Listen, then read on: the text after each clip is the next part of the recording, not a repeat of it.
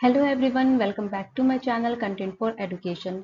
तो आज जो मैं ये वीडियो लेकर आई हूँ वो अगेन एक लेसन प्लान पे है। तो प्रीवियस वीडियो में मैंने जो बायोलॉजी का चैप्टर उठाया था उसका ही एक टॉपिक मैंने यहाँ पर इस लेसन प्लान में बनाया है। होपफुली आपको मेरा ये लेसन प्लान आपकी टीचिंग में काफ़ी हेल्प करे। सो चलो स्टार्ट करते हैं। बट हाँ, स्टार्ट करने से पहले मेरे चैनल को सब्सक्राइब करना और मेरे वीडियोज़ को लाइक करना बिल्कुल नहीं भूलना। तो चलो स्टार्ट करते हैं। जैसा कि हम सबको मालूम है कि लेसन प्लान का एक फॉर्मेट होता है जो हम सबको एक फॉलो करना पड़ता है। ठीक है। तो लेसन प्लान जो है वो आपको एक गाइड की तरह काम करता है ना। आपके टीचिंग में काफ़ी हेल्प करता है। तो लेसन प्लान हर एक टीचर के लिए काफ़ी इम्पॉर्टेंट है और ये एक प्रॉपर टीचिंग करने में काफ़ी हेल्प करता है। तो सबको, सारे टीचर्स को तो ये डेली अपने साथ ले जाना चाहिए बनाकर, क्योंकि अगर वो एक इफ़ेक्टिव टीचिंग करना चाहते हैं तो ये बहुत ही बेनिफिशियल है। तो जैसा कि हमें मालूम है कि लेसन प्लान का जो फॉर्मेट होता है, सबसे पहले आपको यहाँ पे क्या है, ट्रेनी नेम मीन्स यहाँ पर आपको अपना नेम लिखना है। ठीक है, योर नेम। ठीक है। पर आपका जो भी कॉलेज का या इंस्टीट्यूशन का जो भी रोल नंबर है, ठीक है, वो यहाँ पे आपको मेंशन करना है। एंड स्कूल नेम, जो भी आप स्कूल में जा रहे हो वो यहाँ पर आप मेंशन करोगे। नाउ क्लास, अब जो भी क्लास का लेसन प्लान आप बना रहे हो यहाँ पे वो मेंशन करना। मैंने यहाँ पे क्लास 10th का लिया है तो मैंने यहाँ पे क्लास 10th मेंशन किया है। डेट जो भी हो, जिस दिन भी आप पढ़ाने जा रहे हो वो डेट यहाँ मेंशन करना। एंड मैंने चूंकि बायोलॉजी का टॉपिक लिया है तो मैंने यहाँ सब्जेक्ट बायोलॉजी की है। आप फिजिक्स, केमिस्ट्री, मैथ, एनीथिंग जो भी आप पढ़ा रहे हो आप यहाँ पे करना। तो चूंकि मैं बायोलॉजी का बता रही हूँ तो मैं यहाँ पे बायोलॉजी के बारे में ही, एंड जो टॉपिक है मेरा वो है इवोल्यूशन, तो मैं इसके बारे में ही बात करूंगी। ओके। सो ड्यूरेशन क्या है, स्टैंडर्ड ड्यूरेशन इज 45 मिनट्स। आप अपने अकॉर्डिंग देख लेना आपके क्लास की क्या ड्यूरेशन है, आप यहाँ मेंशन करना। ओके। चलो, टीचिंग मेथड, लाइक मुझे इवोल्यूशन पढ़ाना है ना। तो इवोल्यूशन में क्या होता है ना, इवोल्यूशन में आपको थोड़ा उनको लेक्चर मेथड से भी पढ़ाना होगा, है ना। कुछ आप उनसे सवाल करोगे, कुछ आप से बच्चे सवाल करेंगे। तो क्या होता है, क्वेश्चन आंसर मेथड आप यहाँ पे यूज़ करते हो, फिर डिस्कशन मेथड भी आप यूज़ करते हो, फिर लेक्चर मेथड, लाइक आपको बताना होता है कि हाँ इसके पहले क्या था, कैसे एंसेस्टर रहते थे एंड ऑल दैट। तो ये सारी टीचिंग मेथड्स मैंने यहाँ लिखे हैं। अगर आपको लगता है कि कुछ और टीचिंग मेथड्स भी आप ऐड कर सकते हो इस टॉपिक को पढ़ाने के लिए तो आप यहाँ पर उसको एड ऑन कर लेना। ठीक है। चलो, अब टीचिंग एड्स की बात करते हैं। तो आपको विदाउट टीचिंग एड्स मुझे नहीं लगता आप एक अच्छे से टीचिंग कर पाओगे। तो आप ये सब चीज़ें ज़रूर करना, लाइक चार्ट पेपर बना सको वो बनाना, या पावर पॉइंट प्रेजेंटेशन बनाना। तो इससे क्या होता है, बच्चे काफ़ी इंटरेस्ट से आपके साथ पढ़ाई करते हैं। ठीक है। आप सिर्फ एक lecture one way method use करोगे, सिर्फ आप बोले जा रहे हो, तो उससे भी बच्चे काफ़ी बोर हो जाते हैं, फिर वो अच्छे से पढ़ नहीं पाते, समझ नहीं पाते उस टॉपिक को। ठीक है। एंड ब्लैक बोर्ड एंड चौक, तो ये हो गई टीचिंग एड्स की बात, and this is teaching method. तो चलो नेक्स्ट चलते हैं। लाइक अब देखो, जनरल ऑब्जेक्टिव, किसी भी लेसन को पढ़ाने के टाइम में ना एक उद्देश्य होता है। ठीक है। तो क्या होता है, एक जनरल ऑब्जेक्टिव होता है और एक स्पेसिफिक ऑब्जेक्टिव होता है। जनरल ऑब्जेक्टिव कि आप जो सब्जेक्ट पढ़ा रहे हो ना उसके बाद क्या आउटकम आएगा बच्चों की तरफ से। ठीक है, क्या लर्निंग आउटकम निकलेगा वो। और ये स्पेसिफिक ऑब्जेक्टिव क्या हुआ, ऑब्जेक्टिव क्या हुआ कि जब आप कोई एक पर्टिकुलर लेसन पढ़ा रहे हो ना, उस लेसन को पढ़ाने के बाद बच्चों में क्या चेंजेस आएंगे, है ना, क्या लर्निंग आउटकम निकलेगा, वो है। ठीक है। तो जनरल ऑब्जेक्टिव, लाइक मैं साइंस पढ़ा रही हूँ, बायोलॉजी पढ़ा रही हूँ, तो क्या होगा, बच्चों में साइंस की तरफ इंटरेस्ट जागेगा। ठीक है, उनके अंदर क्यूरोसिटी डेवलप होगी, उनके अंदर लॉजिकल थिंकिंग आएगी, उनका साइंटिफिक एटीट्यूड जो है वो कल्टीवेट होगा। ठीक है, इनहेंस होगा ना। अब जब मैं इवोल्यूशन पढ़ा रही हूँ तो बच्चे मेरे पढ़ाने के बाद, है ना, उनके अंदर क्या बदलाव आएगा कि वो इवोल्यूशन को डिफाइन कर पाएंगे। ठीक है। उसके बाद वो हिस्ट्री ऑफ एवोल्यूशन जान पाएंगे कि क्या होता है, कैसे होता था। ठीक है, इंसान कैसे डेवलप हुआ एंड ऑल दैट। ठीक है ना। Student will be able to explain the different theories of evolution, theories evolution पे जितने भी थ्योरीज बेस्ड है जो आपको पढ़ने हैं, है ना, पर्टिकुलरली, तो वो एक्सप्लेन कर पाएंगे। ठीक है, इस टॉपिक को लर्न करने के बाद, इस लेसन को लर्न करने के बाद। नाउ अब आती है बारी प्रीवियस नॉलेज की। तो देखो, प्रीवियस नॉलेज जानना बहुत इंपॉर्टेंट है बच्चों का। आपको उसे थोड़ा अपने पढ़ाने में काफ़ी सहूलियत होती है आप जब उनका प्रीवियस नॉलेज जान लेते हो।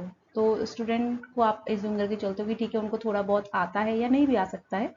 ओके, तो अब क्या है, आप प्रीवियस नॉलेज जानने के लिए कैसे जानोगे, तो आप उनसे कुछ क्वेश्चंस पुट करोगे ना, आप उनसे कुछ सवाल करोगे, तो आप उसे देखोगे कि मतलब बच्चे कैसे आंसर कर रहे हैं या कितना जान पा रहे हैं। तो जैसे मैंने यहाँ पे इस टॉपिक से रिलेटेड जो किया है, क्या do all the species are related to each other, तो उनको मालूम होगा यस नो भी कर सकते हैं, ठीक है। तो what were the ancestor of modern human called, तो ये क्या है, मैंने एक क्वेश्चन यहाँ पे आपको बना के दिखाया है कि प्रीवियस नॉलेज में आप उनको अपने टॉपिक को इंट्रोड्यूस करने के लिए एंड उनकी प्रीवियस नॉलेज को जानने के लिए आप इस तरह से यहाँ पे सवाल उनसे करोगे, ठीक है। आपको लगता है यहाँ पे कुछ और सवाल भी आप ऐड कर सकते हो, ठीक है, उनकी प्रीवियस नॉलेज को जानने के लिए, तो आप यहाँ पर अपने अकॉर्डिंग यहाँ पर कर सकते हो। नाउ फ्रॉम हुम did the primitive man originate, अब थोड़ा डीप डाउन क्वेश्चन, जैसे आपने सिंपल से स्टार्ट किया वो थोड़ा सा डिफिकल्ट होता चला गया, तो उनके लिए भी ये प्रॉब्लमेटिक हो जाएगा, ठीक है, आंसर करना। तो जैसे ही प्रॉब्लमेटिक क्वेश्चन आता है उसके बाद क्या होता है, आप अपना टॉपिक इंट्रोड्यूस करते हो।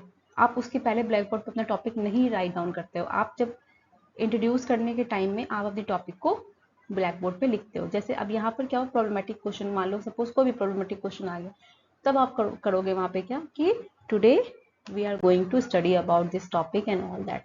ओके, जैसे मैंने यहाँ पे statement of aim, today we will study evolution in detail, ठीक है। अब आप क्या करोगे, अब आप पढ़ाना स्टार्ट करोगे, आपका एक टीचिंग पॉइंट होगा, मतलब आपने जो लेसन लिया है उसमें आप क्या पढ़ाने जा रहे हो वो यहाँ आप मेंशन करोगे। जैसे मैंने इवोल्यूशन का इंट्रोडक्शन लिया है, मैं सबसे पहले इंट्रोड्यूस करूंगी, इंट्रोडक्शन दूंगी उसका, ठीक है। तो मैंने पूछा डेवलपमेंटरी क्वेश्चन, उनके थिंकिंग को थोड़ा जगाने के लिए, उनकी थिंकिंग को थोड़ा बढ़ाने के लिए मैं उनसे करूँगी डिफाइन इवोल्यूशन। तो हो सकता है कुछ आंसर्स आए भी, हो सकता है कुछ आंसर्स ना भी आए, ठीक है। तो फिर उसके बाद आपको यहाँ पे क्या करना है, आपको पढ़ाना है, आप डिटेल में उनको पढ़ाना है इवोल्यूशन क्या है, कैसे ट्रेड्स इनहेरिट होते हैं, किस टाइप के ट्रेड्स होते हैं, है ना, एंड ऑल दैट। तो ये सब चीज़ें आप पढ़ाओगे, और ब्लैक बोर्ड आप बहुत अच्छे से यूज़ करना, लाइक मैंने यहाँ पे जैसे दिखाया है ना, जैसे मैंने यहाँ पे ट्रेड्स पढ़ाया तो मैंने इनहेरिटेड एंड एक्वायर्ड इसके एग्जाम्पल दिए हैं। आप इसको चार्ट पेपर भी कर सकते हो, आप इसको ड्रॉ करके भी दिखा सकते हो, और आप पावर पॉइंट से भी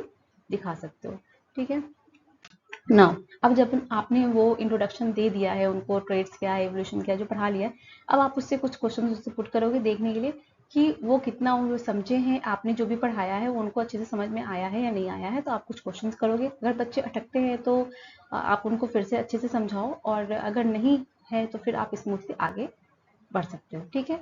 तो चलो यहाँ पे कॉम्प्रीहेंसिव क्वेश्चंस होते हैं, ठीक है, जो आपने टॉपिक पढ़ाया उस टॉपिक से ही आपने वहाँ पे फिर से क्वेश्चन आंसर किया, ठीक है, नेक्स्ट टॉपिक पे, नेक्स्ट टीचिंग पॉइंट पे जाने से पहले। अब चलो, अब ये हो गया, ये क्लियर हो गया। नाउ अब मैंने दूसरा जो टॉप टीचिंग पॉइंट लिया है वो क्या है, थ्योरी ऑफ इवोल्यूशन, ठीक है।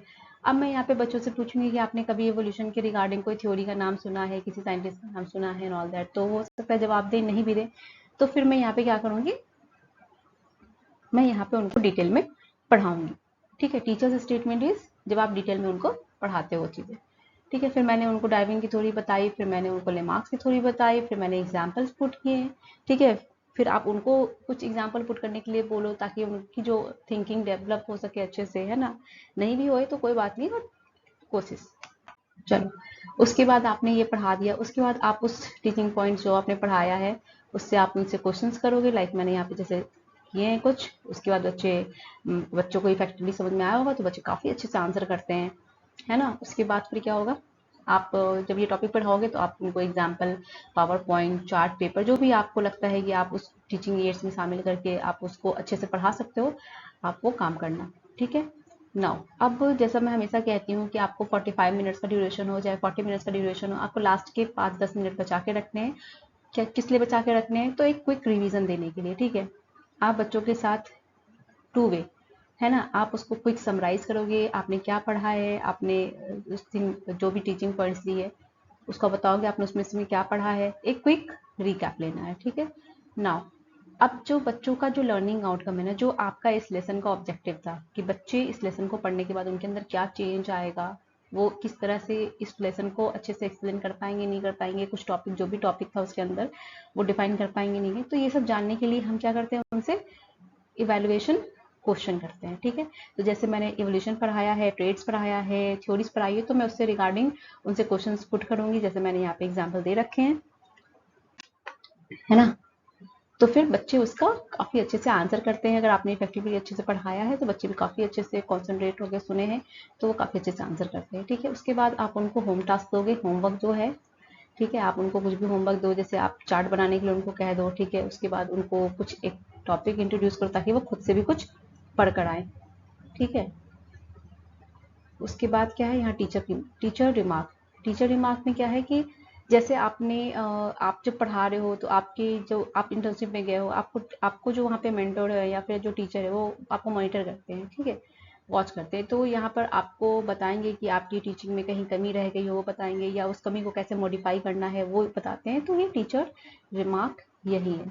तो this is all about today's lesson plan, and hopefully आपको मेरा ये लेसन प्लान अच्छा लगा हो और ये काफ़ी हेल्प करे आपको, अगर आपको कहीं प्रॉब्लम होती है तो। तो चलो मैं आपको मिलती हूँ नेक्स्ट वीडियो में, तब तक के लिए बाय बाय।